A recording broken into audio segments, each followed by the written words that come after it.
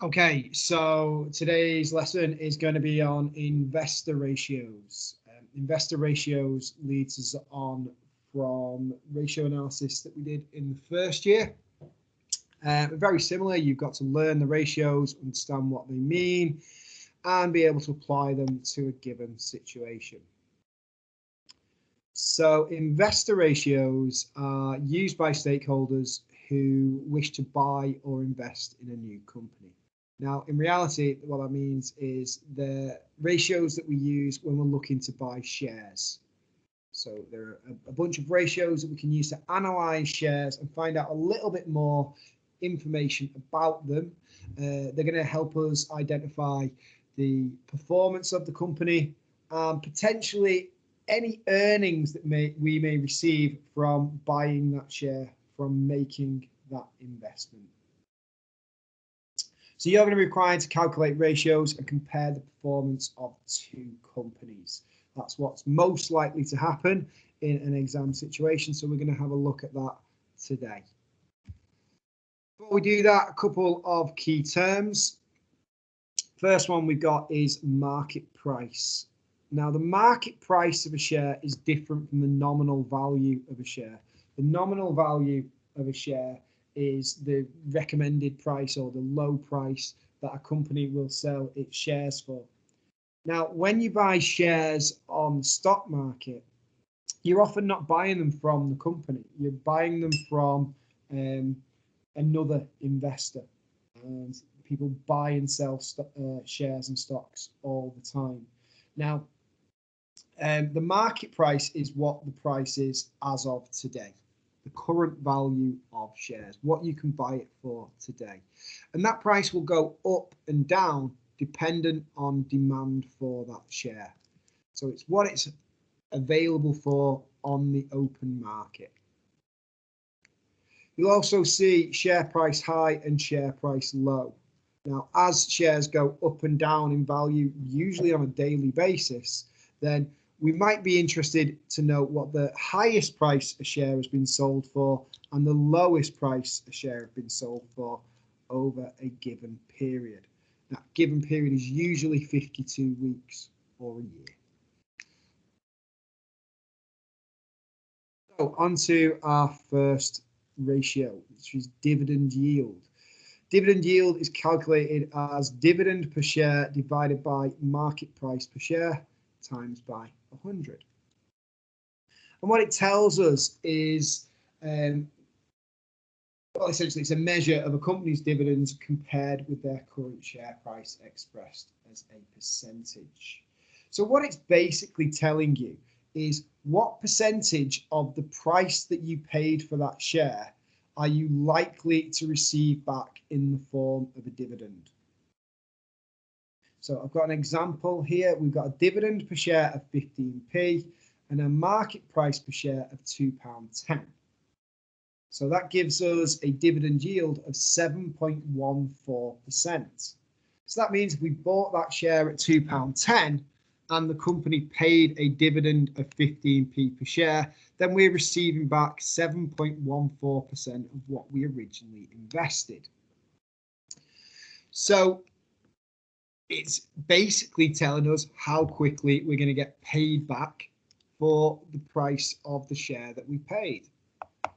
Now, the problem with this is that it uses dividends. Now, dividends are a past event.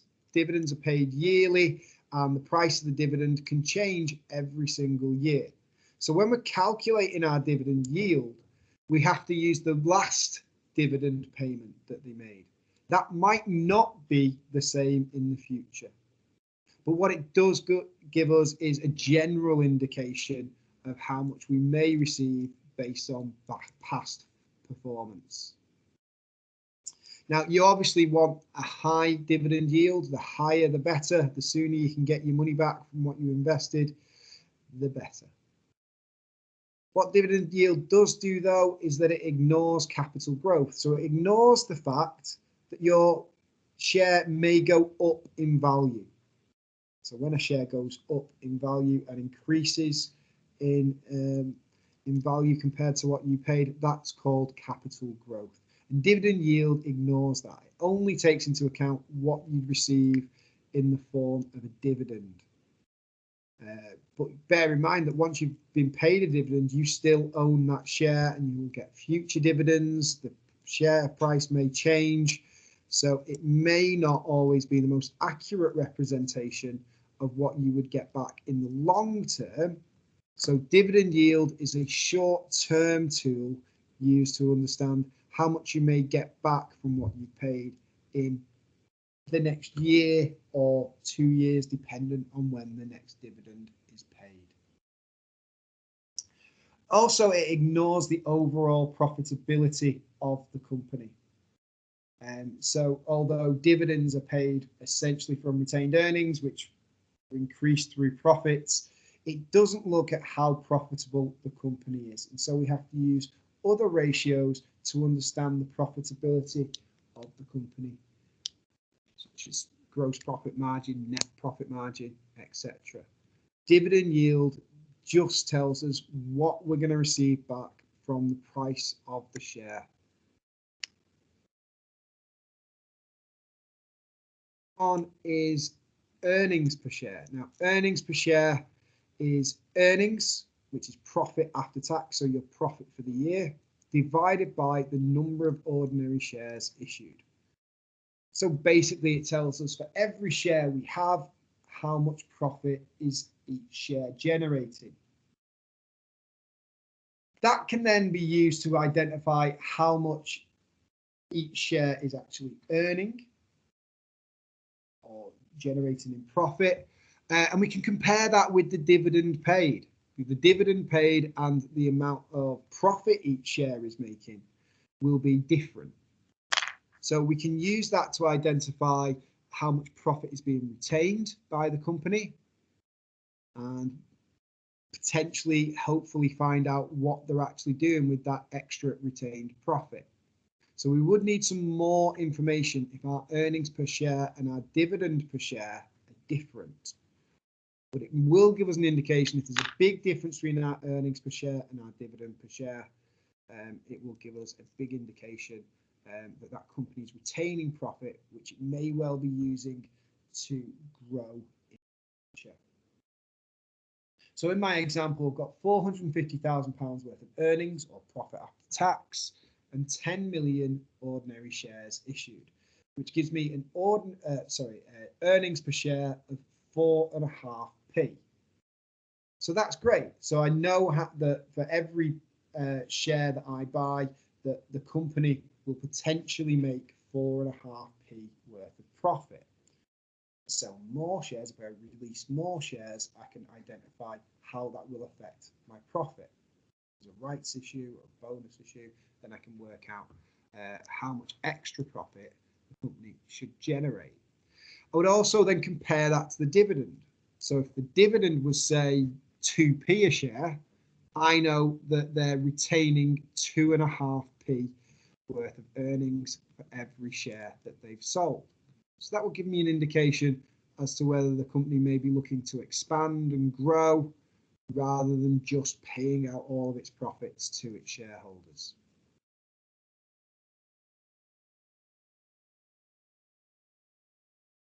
The next one is dividend cover. Now, dividend cover is profit after interest and tax. So again, profit for the year divided by ordinary share dividends paid. And what this tells us is how many times can we afford to pay our dividend out of the profit that we made. So in my example, my profit for the year is 8.5 million. My dividend paid is 1.25 million. So my dividend cover is 6.8 times. That means I could have afforded to pay my dividend 6.8 times out of profit. Now, the figure should always be greater than 1, otherwise you're paying out more dividend than you are making profit, and so you're dipping into your retained earnings. So it gives us an indication of the company's health. So for example, a figure of 4 indicates the company is 4 times the amount of profit earned compared to the amount paid out. We should look at other ratios to discover if the dividend paid is suitable. It may well be that they've paid out a small dividend because of a high profit but lack of liquidity. So that's always something to think about. So you would need to think about your liquidity ratios at the same time before making an investment. But essentially, the higher the better once more. And a company that can afford to pay its dividend several times out of profits should be in a relatively healthy position. And again, it shows that they may well be retaining profits to use for growth in the future.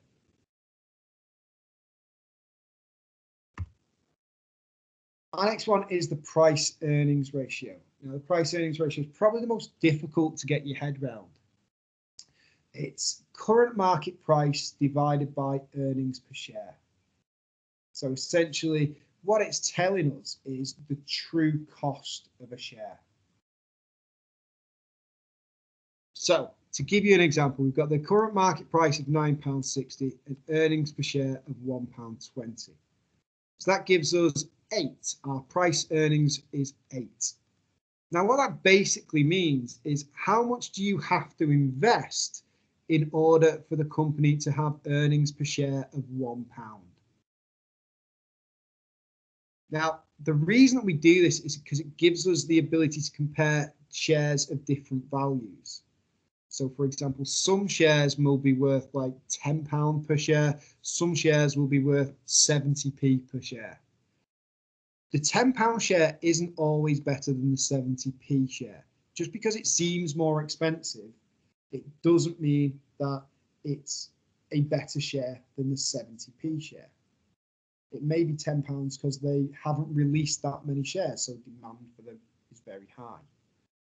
The 70p share may well be one of millions and millions of shares that the company has sold, and that's why it's so cheap.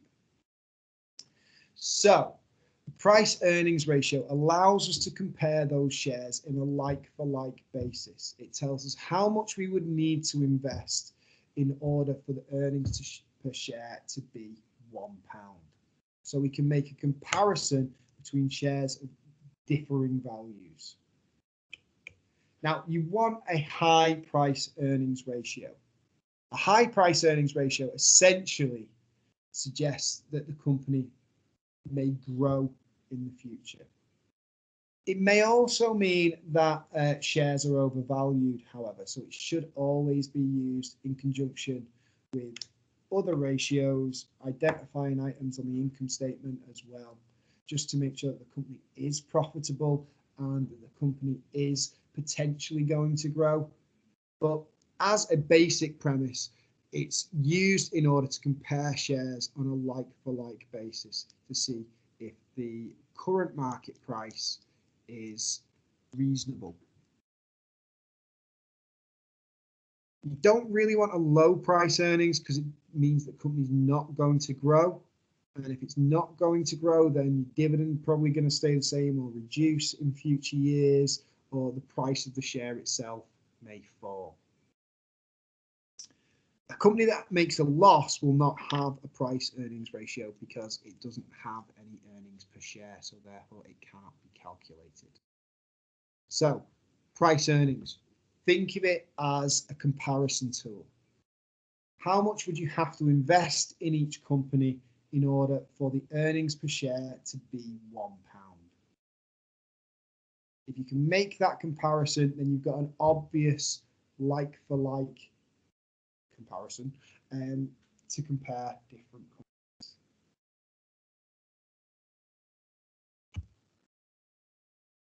Our last one that we're going to look at is interest cover. Interest cover is profit before interest and tax. So this time it's operating profit divided by interest payable. Now, very much like dividend cover, this one tells us how many times we could afford to pay our interest out of the profit that we've made. Remember that operating profit comes before finance costs, and finance costs are interest payable. So in our example here, we've got profit before interest and tax of 5.6 million and interest payable of 400,000.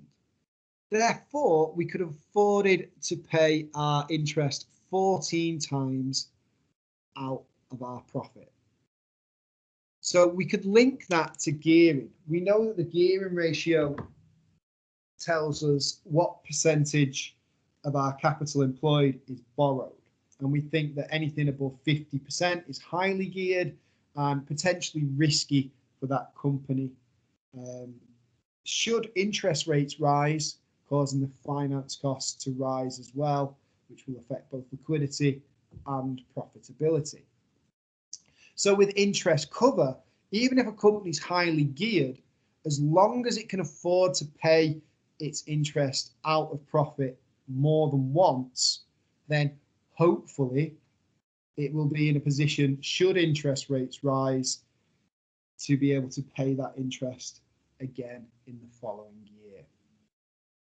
Remember that not all debt is bad. So companies do borrow money all the time. Even the most successful companies will borrow money all the time. They use other people's money because that's what borrowing money is. It's using other people's money in the short term in order to buy an asset. They use that to grow. So it's very important that companies do borrow money from time to time. But it's very important that they can afford to service that debt.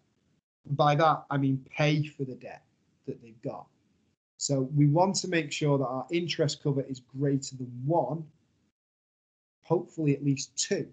That way, we know that should interest rates double, then we could still afford to service our debt.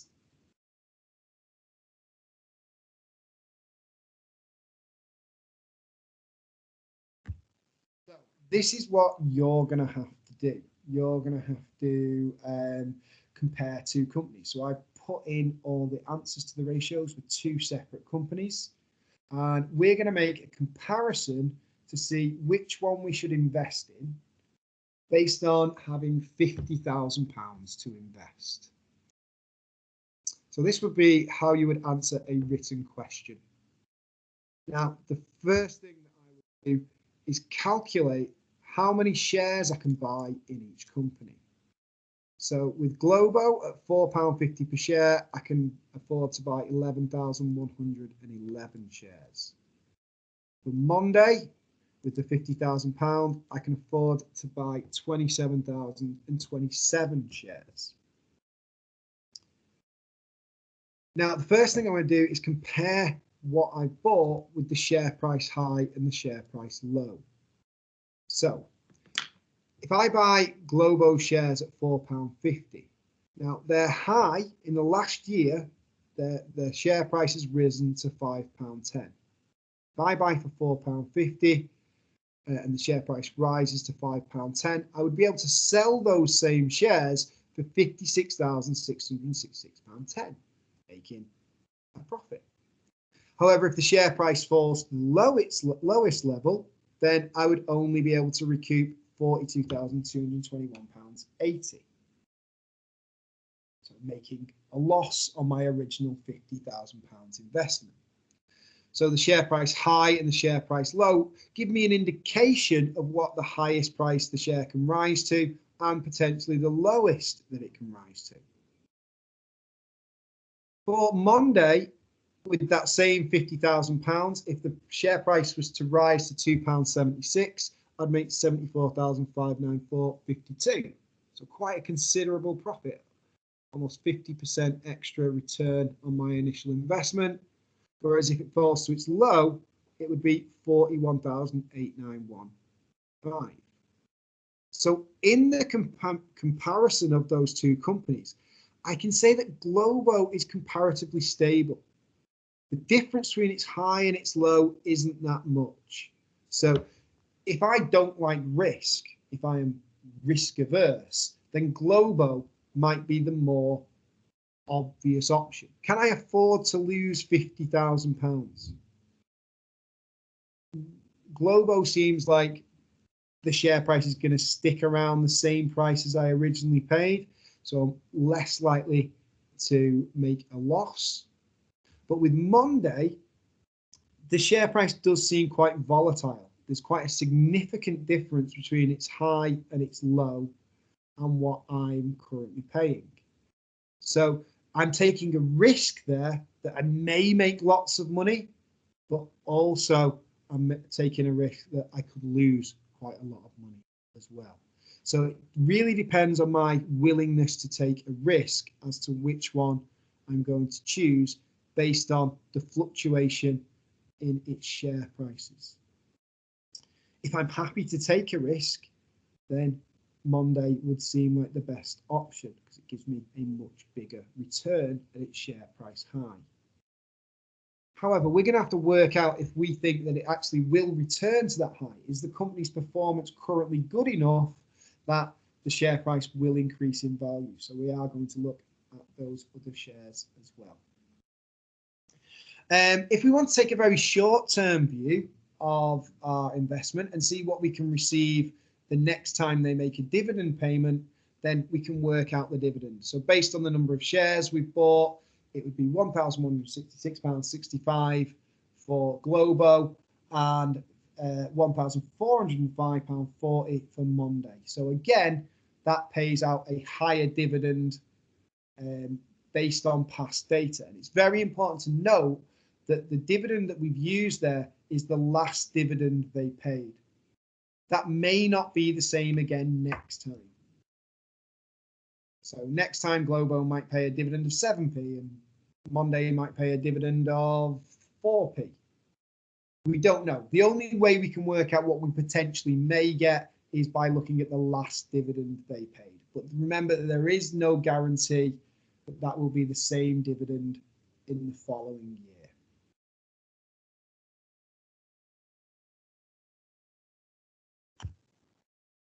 Okay, so comparison of the ratios we've just looked at. So the first one we've got is dividend yield.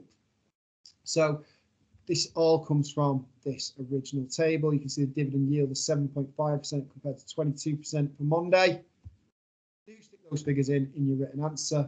I'm just going to explain them to you today. So Globo has a lower dividend yield than Monday. So what that suggests to us is that in the short term, we're likely to receive more of our money back from Monday than we would do from Globo. But again, we're ignoring the fact that we're not taking into account the price of the share and how that may grow over time. So based on dividend yield alone, we're saying that Monday is the better company. However, we have to caveat that with the fact that the dividend may not be the same in the future. However, if we want a short-term investment, then Monday is the one to go for. Monday also has a higher dividend cover, suggesting that the company has potentially spare money available for growth or repayment of debt. So again, that suggests that Monday is the better company, but we don't know actually what the profit was, or how many shares there were, or how much the dividend actually paid out in total was, etc. So we must make sure that every time we say one thing is better than the other, we are including a limitation. That will get you an A. Now, so far, Monday has been better in both dividend yield and dividend cover, suggesting that it's the better short-term investment and that potentially they've got more money to invest in growth. However, when we look at the earnings per share, remember that's a really good tool for comparison, then Globo has the higher earnings per share. Right back to the higher earnings per share, what slide I was on. So Globo has an earnings per share of 45p and Monday has 12p. So that's telling us that for every share bought, Globo makes more profit. However, again, we don't know how many shares that is based upon. So that would be something that we would have to identify. If Globo don't have as many shares as Monday, but they make the same profit, then they'll have higher earnings per share. The price earnings ratio, that real comparison that we do, that we can actually say like for like basis. We can say that for Globo, we would have to invest £12.20 for the company in order for it to make £1 earning per share, and for Monday, £7.60 in order for it to make £1 per share. So the higher price earnings ratio suggests that the true cost of Globo's shares is £12.20, and the true cost of Monday's shares is £7.60. So Globo seems like a better company to invest in based on the price earnings ratio, as the share price of £12.20 in order to make £1 is higher than the share price of £7.60 to make £1. So that suggests that Globo is a more accurate investment, not a more accurate investment, a more reasonable investment in terms of the company that's going to make the highest amount of growth. With no interest cover on this question, for some reason the AQA aren't putting those into questions at the moment, but you would compare that with your gearing. I've got gearing on here. Globo is highly geared. It is highly geared. It's got 76% compared to Monday's 15%. Now, for me, that suggests that Monday still have the ability to borrow more to facilitate more growth. They are well under the 50%, whereas Globo is at 76%. It's extremely highly geared. It's susceptible to those changes in interest rates, which may cause their finance costs to increase, which would affect both profitability and liquidity.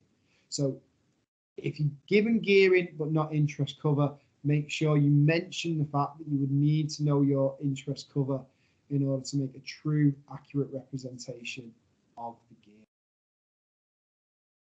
Return on capital employed is higher for Globo, suggests that the money invested has greater opportunity to return as profit. So return on capital employed tells us what percentage of the money invested into the company returns as profit in the following financial year.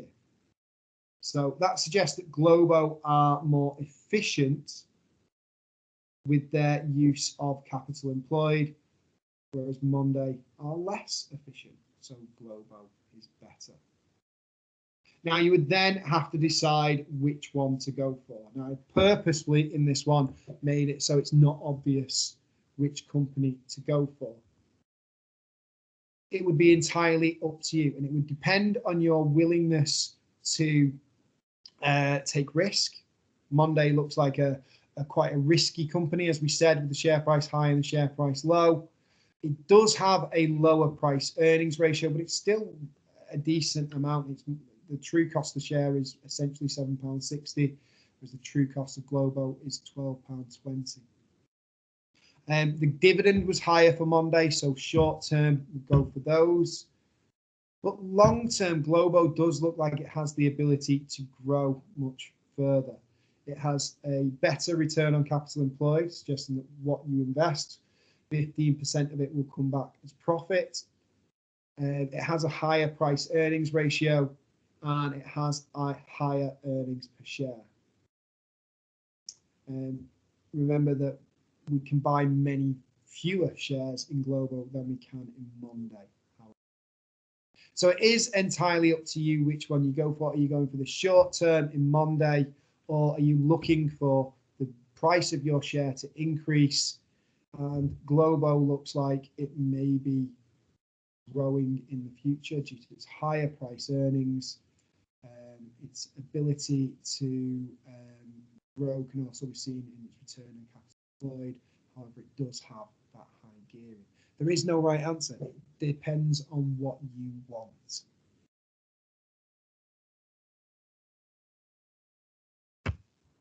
Let's make sure we include limitations in our answers, though. Big limitation that we've got is we don't have year-on-year comparisons.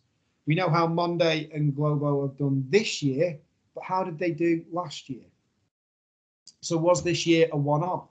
Was it a good year? Was it a bad year? We don't know. We would need to see previous years' data in order to be able to make that comparison, and in order to be able to have a true indication of how the company is performing over the long term.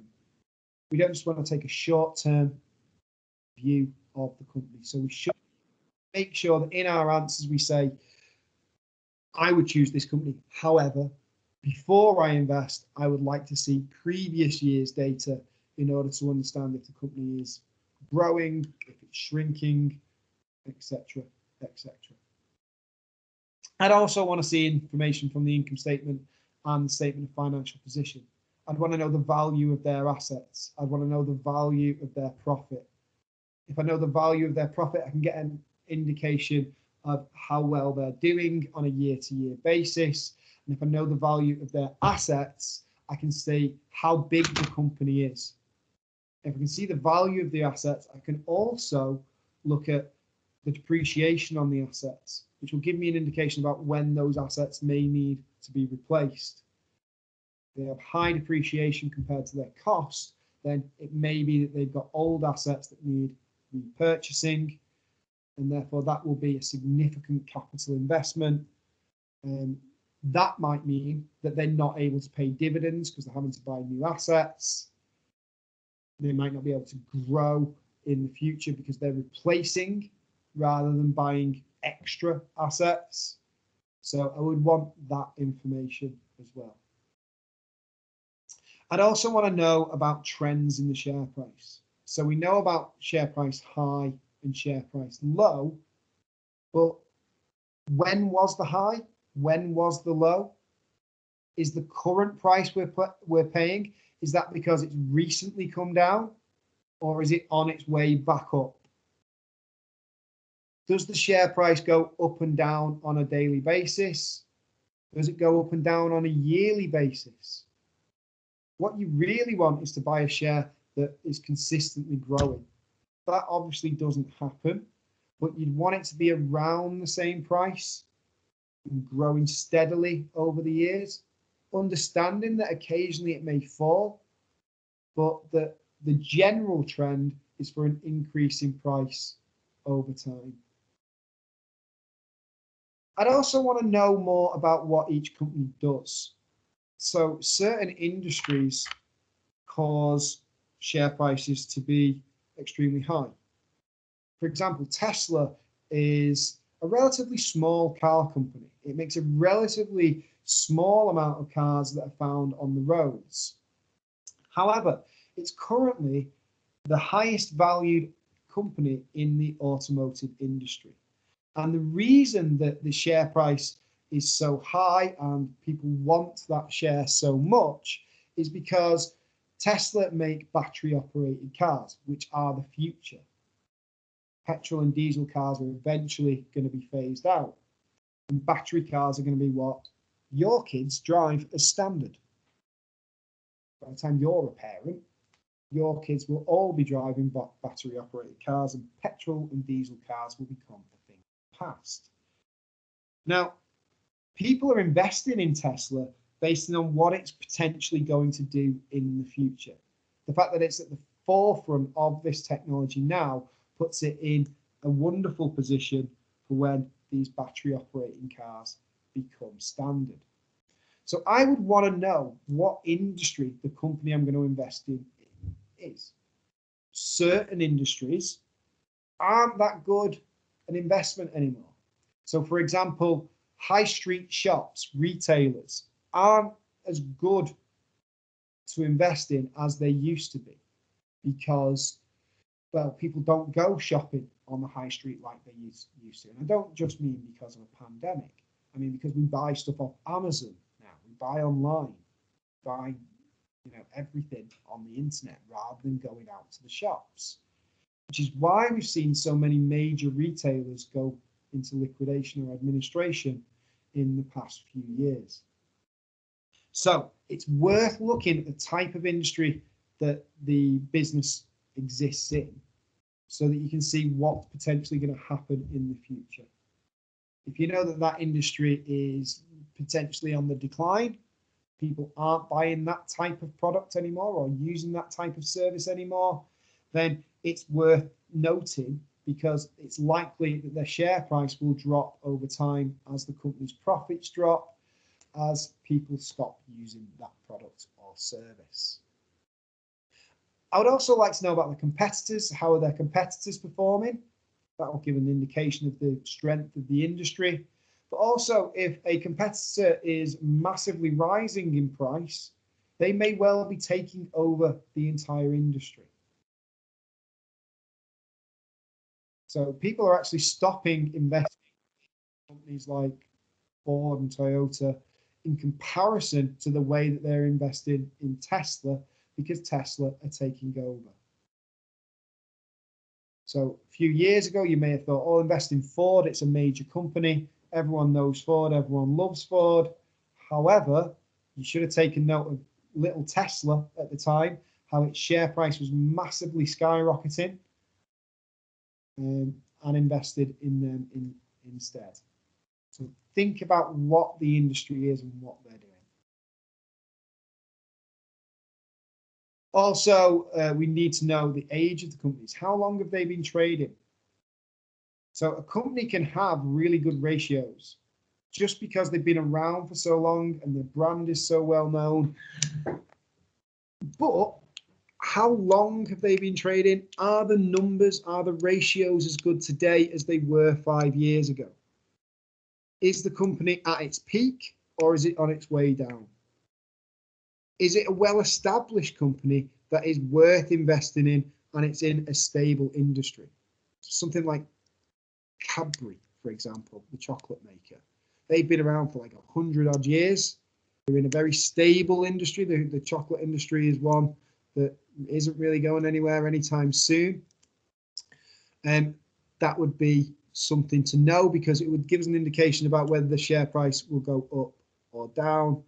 And it'll also give us an indication of how established that company is and how well it's run. If it's been around for a long time, it's well run, and it's unlikely to see massive fluctuations in its activities. And finally, we do need to know, so if it doesn't quite state it in the question, make sure you make a point of stating you would need to know whether the investor is willing to take risks or are they risk averse. If you know that information, then you can say go for the more stable or not, as the case may be.